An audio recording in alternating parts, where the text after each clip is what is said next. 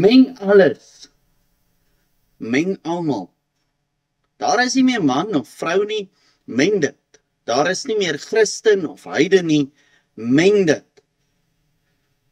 Daar is nie meer kerk of wêreld nie, meng hulle almal. Alles moet dieselfde wees.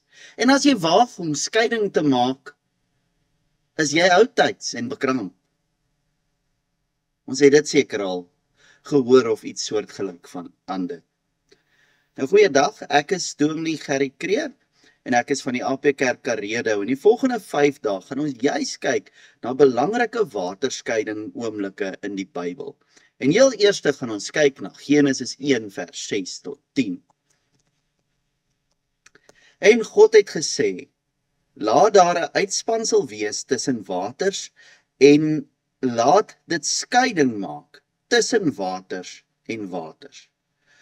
God het toe die uitspansel gemaak en die waters wat onder die uitspansel is, geskei van die waters wat bo die uitspansel is. En dit was so. En God het die uitspansel hemel genoem. En dit was aand en dit was môre, die tweede dag. En God het gesê, laat die waters onder die hemel op een plek versamel, sodat die droë grond sigbaar word. En dit was so. En God het die droë grond aarde genoem, en die versameling van die waters het hy see genoem. Toe sien God dat dit goed was. Toe die aarde woes en leeg was, het chaos geheers. God se heel eerste daad in die skepping was om orde te bring. Hy skei lig en duisternis, land van see, water van water. Die waters van bo in die lug en die waters van onder die see. Hoekom doen hy dit? En die antwoord is om 'n plek te skep waar die mens kan leef. Hierdie skeiding is nie 'n toevallige skeiding nie.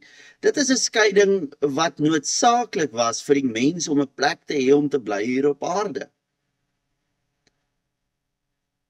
Maar toe die mens sondig, het die mens hierdie Godgegewe orde versteur.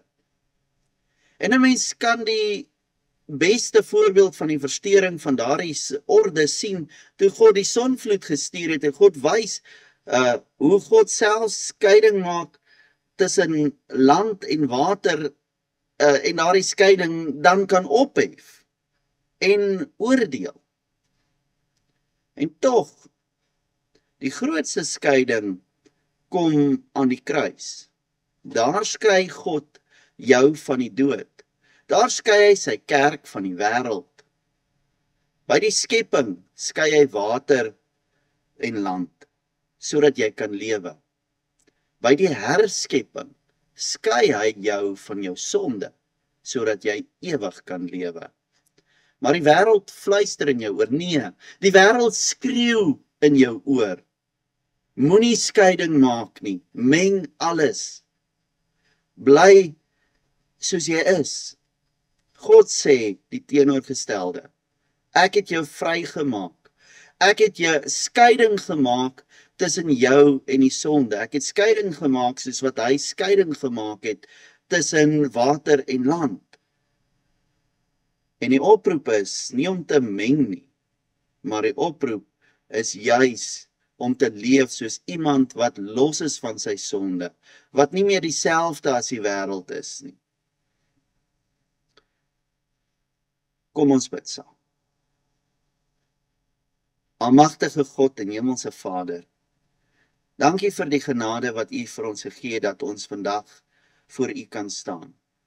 Dankie dat U nie na ons kyk as dieselfde as wat U na die wêreld kyk nie. Dankie dat U skeiding gemaak het tussen ons en ons sondes. En dat U juis in hierdie wêreld orde gebring het deur om skeiding te maak tussen waters en waters. En waar die mens van die sonde val af probeer om hierdie skeiding op te hef, vra ons U dat U ons die wysheid sal gee om aan te hou, om onsself anders te gedra as die wêreld, om onsself anders te sien as die sonde, dat ons voor U kan staan as U kinders en nie kinders van die wêreld nie. Amen. Ja.